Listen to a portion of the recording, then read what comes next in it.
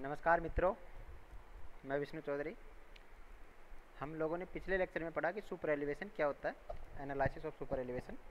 आज हम लोग पढ़ेंगे अटेनमेंट ऑफ सुपर एलिवेशन कि जैसे सुपर एलिवेशन ई का वैल्यू है मान लीजिए 6%, अगर प्लेन टेरेन की बात करें तो अब उसको प्रोवाइड कैसे करवाना है। जो रोड का सरफेस होगा, जैसे कर्व आ रहा है, उसमें अपन को सुपर एलिवेशन देना है, तो वो देंगे कैसे। ऐसा तो नहीं कि अचानक से उसको रोड को शेप चेंज कर दिया उसका, ठीक है।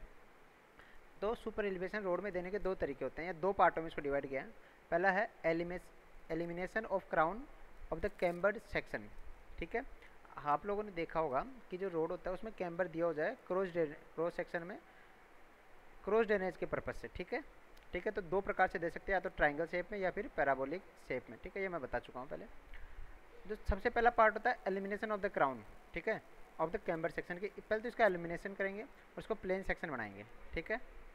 प्लेन सेक्शन बनाने के बाद में rotation of the pavement to full attend full super elevation. उसके बाद में अपन पेवमेंट का रोटेशन करेंगे, ठीक है। तो उससे क्या होगा, फुल सुपर एलिवेशन आ जाएगा। अब देखिए फुल सुपर एलिवेशन का मतलब क्या है।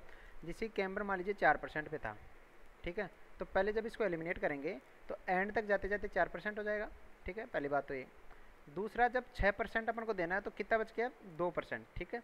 तो वो 2% कैसे देंगे, रोटेशन ऑफ द पेमेंट से देंगे, ठीक है। अब रोटेशन ऑफ द पेमेंट के भी दो तरीके हो सकते हैं, ठीक है। और दो ही तरीके किसके हैं, एलिमिनेशन ऑफ क्राउन, ठीक है। तो अपन इनको एक एक करके पढ़ते हैं, थोड़ा समझते हैं, ठीक है। तो चलिए, सबसे जो पहला मेथड है elimination of crown of the camber section, उसमें है पहला है outer as rotated about the crown, ठीक है। तो देखिए जैसे ये सबसे पहले सेक्शन था, ये वाला, ये जो इसने रेड से बना रखा है, ये रेड, और ये वाला क्राउन का सेक्शन था, ऐसा रोड था, ठीक है। अब जब एलिमिनेट करना है तो उसके दो तरीके हो सकते हैं, या तो रोटेट अबाउट द क्राउन कर दो या rotate about the outer as कर दो, ठीक है। तो जब rotate about the crown, outer edge का रोटेशन करेंगे अबाउट द क्राउन, तो होगा क्या, सबसे पहले यहाँ पे था, फिर थोड़ी देर बाद में यहाँ करेंगे, यहाँ करेंगे और यहाँ करेंगे। ग्रेजुअल वेरिएशन होता है इसका, ऐसा नहीं कि अचानक से चलो स्टेप बाय स्टेप दे दिया, ऐसा नहीं होता। जैसे कि अगर मान लो आपको यहाँ पे कैम्बर था 4%, ठीक है। अब इसको पहले यहाँ पे लेके जाना जैसे 4.5%, ठीक है, ठीक है।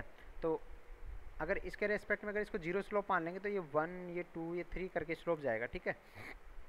तो जैसे 100 मीटर में 1 सेंटीमीटर बढ़ाएंगे तो इसको स्लांट के थ्रू देंगे, ताकि उसको क्या होगा, जर्क महसूस नहीं होगा किसी ड्राइवर को, ठीक है। और उसको अकोमोडेट करने में सही जाएगी, स्पीड उसकी अकोमोडेट हो जाएगी according to the payment surface की उसके शेप कैसा है, ठीक है। जैसे अगर मान लीजिए वो पहले इस एज पे चल रहा था तो धीरे धीरे उसका शेप ऐसा हो जाएगा, ठीक है। तो ये तो हो गया आउटर एज का रोटेशन अबाउट द क्राउन, ठीक है। अब ये मेथड सक्सेसफुल है, ठीक है, लेकिन इसके कुछ ड्रॉबैक्स है। पहला है small length of road, cross section slope less than camber. अगर क्रॉस सेक्शन जो स्लोप हो गया वो कैम्बर से कम है, ठीक है, तो स्मॉल लेंथ पे देना पड़ता है। ये उससे क्या होता है, जर्क महसूस होता है। दूसरा, ड्रेनेज प्रॉब्लम आ जाती है इन आउटर हाफ। जैसे कि मान लीजिए अपन ने ये जब देते हैं तो ये देते हैं ट्रांजिट कर्व में, ठीक है। ट्रांजिट कर्व में क्या होता है, स्ट्रेट रोड और हॉरिजॉन्टल कर्व का इंटरसेक्शन होता है, ठीक है, जंक्शन होता है ऐसे मान लीजिए, ठीक है।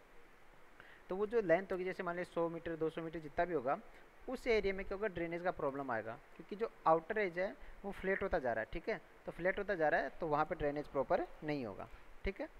तो इस ड्रॉबैक्स को दूर करने के लिए दूसरा मेथड है क्राउन शिफ्ट आउटवर्ड, यानी या कह सकते हो rotation of crown about the outer as, ठीक है।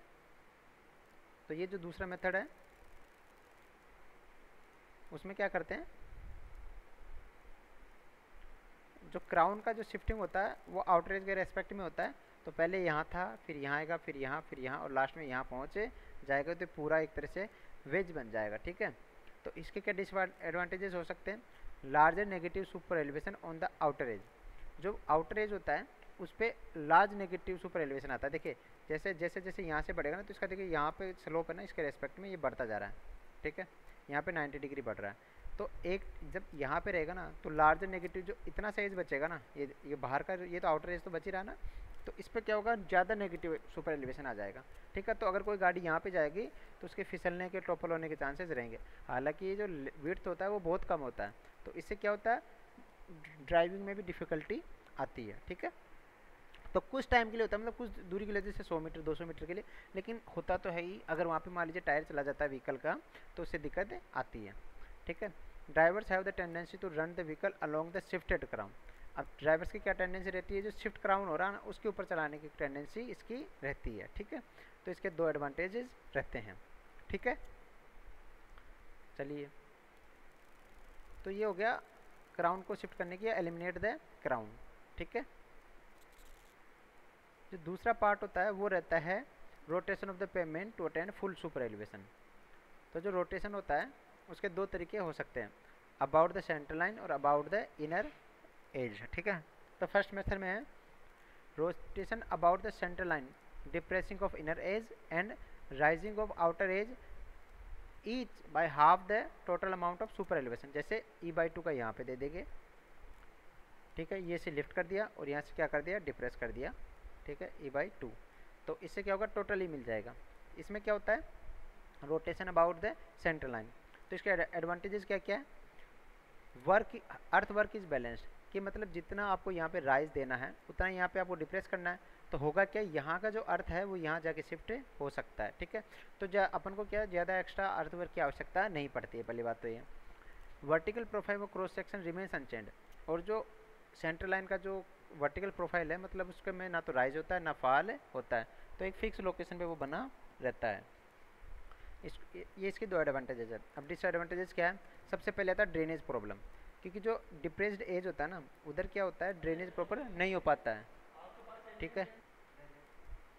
तो होगा क्या, वर्टिकल प्रोफाइल में क्रॉस सेक्शन रिमेन्स अनचेंज्ड, ठीक है। अब इसके डिसएडवांटेजेस क्या क्या रहेंगे, ड्रेनेज प्रॉब्लम आएगा। ड्रेनेज का प्रॉब्लम कैसे, कि जो डिप्रेस्ड एज होगा वो एक तरह से जो अर्थ लेवल होगा उससे नीचे चला जाएगा, तो उस पानी का ड्रेनेज प्रॉपर हो नहीं पाएगा। अगर आप अलोंग द एज अगर ड्रेनेज दे भी देते हो तो आपको एक स्लांट प्रोवाइड करवाना पड़ेगा। तो यहाँ पे ड्रेनेज की समस्या रहती है इस मेथड में, ठीक है। तो कुछ एडवांटेजेस भी है, कुछ डिसएडवांटेजेस भी हैं मेथड के, ठीक है। जो दूसरा मेथड है वो है rotation about the inner as, ठीक है।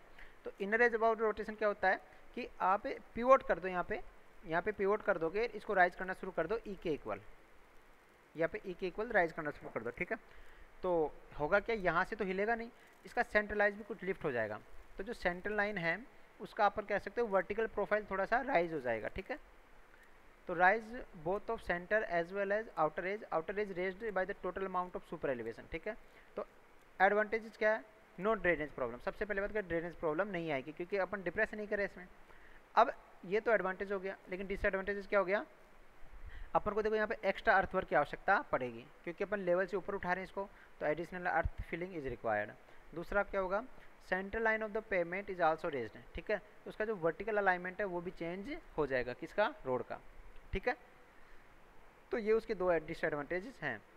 तो according to the area, according to the requirement आप दोनों मेथड चूज ही कर सकते हो कि ऐसे एरियाज हो जहाँ पे मान लीजिए ड्रेनेज की ज़्यादा समस्या नहीं है, बरसात कम होती है, तो वहाँ पे सेंट्रल लाइन अबाउट रोटेशन कर सकते हो। लेकिन कुछ ऐसे एरियाज जहाँ पे मान लीजिए आपको बरसात ज़्यादा होती है, हिली एरियाज है और ड्रेनेज की समस्या आ सकती है, तो वहाँ पे फिर इस मेथड को चूज़ किया जाएगा, rise about the inner as, ठीक है, या rotation about the inner as. अब एक दो उदाहरण है। सबसे पहला उदाहरण है, ये सुपर एलिवेशन के रहेंगे। The radius of the horizontal curve is 100 metre, R का वैल्यू दे दिया। The design speed is 50 kmph, जो वी का वैल्यू डिज़ाइन का वो दे दिया। Design coefficient of lateral friction is 0.15। Calculate the super elevation required if lateral friction is assumed to be developed, full lateral friction is developed. देखिए अपन ने जो फॉर्मूला पढ़ा था E + F = V²/GR, ठीक है। अगर kmph में जो फॉर्मूला था उसकी वजह से उसका वैल्यू हो गया था V²/127R, ठीक है। अब यहाँ पे V का वैल्यू दे दिया, R का वैल्यू दे दिया, ठीक है। अपन को E का वैल्यू पूछा और F का वैल्यू भी दे दिया। अब इसने पहला जो कंडीशन रखा है वो रखा है कि F is fully lateral friction, full lateral friction is assumed to be developed, ठीक है। मतलब जो लेटरल फ्रिक्शन है F का मान वो अपन को 0.15 लेना। तो E + F = V²/GR, या यूँ कह सकते हो V² अगर kmph में दे रखा है तो कन्वर्जन फैक्टर के साथ में 127R, यस और नो, ठीक है। तो यहाँ पे V दे दिया, आपको R दे दिया, F का वैल्यू आपने दे रखा है, तो E का वैल्यू यहाँ से आराम से पता चल सकता है, पहली कंडीशन। दूसरा कंडीशन है calculate the coefficient of friction needed if no super elevation is provided. अगर सुपर एलिवेशन दिया ही नहीं हो तो ई का वैल्यू क्या हो जाएगा दूसरे केस के लिए 0, क्योंकि इसमें सुपर एलिवेशन नहीं दिया। तो उस केस में एफ का वैल्यू अपन को पता चल जाएगा, F will be equal to V square upon ji R या वी स्क्वायर अपॉन 127 आर। देखिए जो फॉर्मूला यूज़ कर रहे हो अकॉर्डिंग टू डायमेंशन यूज़ करना है, ठीक है। अगर मान लो आपको वी मीटर पर सेकंड में लेना है तो जो 50 के एम्पियर्स है उसको पहले कन्वर्ट कर लीजिए। कन्वर्जन का तरीका 1000 अपॉन 3600 मतलब 3600। ये क्यों होता है मैं पहले बता चुका हूँ कि किलोमीटर में 1000 मीटर होते हैं तो 1000 तो ऊपर मल्टीप्लाई होगा, और सेकंड्स में कन्वर्ट करना तो 1 घंटे में कितने सेकंड्स होते हैं 60 इंटू 60, तो वो कन्वर्जन फैक्टर इसमें लगेगा, ठीक है। फिर दूसरा आता है calculate the equilibrium super elevation if the pressure और इनर और outer wheel should be equal. Calculate the equilibrium super elevation if the pressure और inner and outer edge should be equal. अब देखिए ये कंडीशन कब होती है, ये कंडीशन जब होती है जब फ्रिक्शन डेवलप ही ना हो, ठीक है। तो जो तीसरा केस है उसमें एफ को क्या कर देना आपको 0, तो जो ई का वैल्यू आएगा वो आएगा e will be equal to 0.75 v. अब ये कहाँ से आ गया, ये वहाँ से आ गया बेटा, जब इक्विलिब्रियम कंडीशन होती है ना तो अपन एक जो इक्विलिब्रियम स्पीड लेते हैं वो डिज़ाइन स्पीड का 75% लेते हैं, ठीक है। तो 0.75 V square upon ji are, ठीक है। तो इस तरीके से ये क्वेश्चन आराम से सॉल्व हो जाएगा, ठीक है। अगला क्वेश्चन देखते हैं, sorry 2 lane road with design speed 80 K ampere. देखो वी डिज़ाइन का स्पीड वैल्यू दे दिया 80 K ampere, has horizontal curve of radius 180 metre. Design the rate of super elevation for mixed traffic. देखो मिक्स ट्रैफिक होगा तो 75% अपन को design speed का लेना है, तो 75% of V. By how much should the outer edge of the payment be raised with respect to centre line if the payment is rotated with respect to the centre line, ठीक है। देखिए सबसे पहले तो ई का वैल्यू निकालना है, ठीक है। तो design the rate of super elevation for mix traffic, तो मिक्स ट्रैफिक के लिए सबसे पहले e will be equal to 0.75 v का whole square upon ji are, ठीक है। यहाँ से एक आ गया वी का वैल्यू, ठीक है, ई का वैल्यू। अभी इस ई के वैल्यू को रख के आप यहाँ से एफ की वैल्यू कैलकुलेट करेंगे। सबसे पहले अपन को डिज़ाइन करना है टोटल। अगर मान लीजिए design of lateral friction F का मान आ गया 0.75, सबसे पहले तो ई का वैल्यू देखेंगे। ई का वैल्यू अगर देखिए प्लेन टेरेन दे रखा है, इसमें कुछ नहीं करेगा तो प्लेन टेरेन मानेंगे, ठीक है। तो प्लेन टेरेन में क्या होगा, ई का जो वैल्यू होता है वो 7% होता है, ठीक है। तो अगर 7% से कम आया तो ठीक है। फिर उस केस में एफ़ कैलकुलेट करेंगे। अगर एफ़ का वैल्यू 0.15 से कम आया तब तो ठीक है। अगर ई का वैल्यू ज़्यादा आता है तब फिर एफ़ कैलकुलेट करेंगे। एफ़ का भी वैल्यू अगर ज़्यादा आता है तो दोनों का वैल्यू मैक्सिमम रख के अपन वी और आर कर देंगे। लेकिन चूंकि इसने पहले से दे रखा है तो आई थिंक ई का वैल्यू इतना ज़्यादा नहीं जाना चाहिए, ठीक है। तो ई का वैल्यू आ गया। अब बात आती है कि कितना इसको राइज करना है, ठीक है। तो ये परसेंटेज में दे रखा होगा। तो सेंटर लाइन होता है जो विड्थ का आधा होता है। अब टू लेन रोड होता है, उसकी जो विड्थ होती है वो 7 मीटर के आसपास होती है, ठीक है। ये कैसे होता है, सिंगल लेन जो रोड होता है उसका विड्थ होता है 3.75 मीटर, जबकि 2 लेन रोड होता है उसमें अपन 3.5 ईच लेन लेके कैलकुलेट करते हैं, तो जो 7 मीटर उसकी विड्थ आती है। तो हाफ कितना हो गया 3.5, तो 3.5 इंटू ई कर देंगे तो लेट उसका राइज आ जाएगा आउटर एज का with respect to centre line, ठीक है। तो ये इसका तरीका रहेगा, ये आराम से सॉल्व हो सकता है, आप करके देखिएगा, ठीक है। उसके बाद में example number 3 sorry, design the super elevation of a horizontal highway curve of radius 500 metre and speed 100 km। वही डिज़ाइन करना है। तो डिज़ाइन का सिंपल सा तरीका है, ई कैलकुलेट करिए 75% के लिए, ठीक है। ई का वैल्यू आ जाएगा। अगर वो 7% से कम है प्लेन या रोलिंग टेरेन के लिए, 10% से कम है हिली एरियाज़ के लिए, तब तो ठीक है। उसके बाद में एफ़ कैलकुलेट करिए। अगर एफ़ का वैल्यू 0.15 से कम आ रहा है तो ठीक है, आपका डिज़ाइन हो गया। अगर एफ़ का वैल्यू ज़्यादा आ रहा है तो ई और एफ़ का मैक्सिमम वैल्यूज़ रख के अपन क्या करेंगे, आर और वी का वैल्यू कैलकुलेट करेंगे। तो उसमें आर तो अपन चेंज करते नहीं है, तो स्पीड रिस्ट्रिक्ट कर देते हैं। तो आर तो 500 मीटर रहेगा, लेकिन जो वी आएगा उसका नया वैल्यू आ जाएगा वी लिमिटिंग का, ठीक है।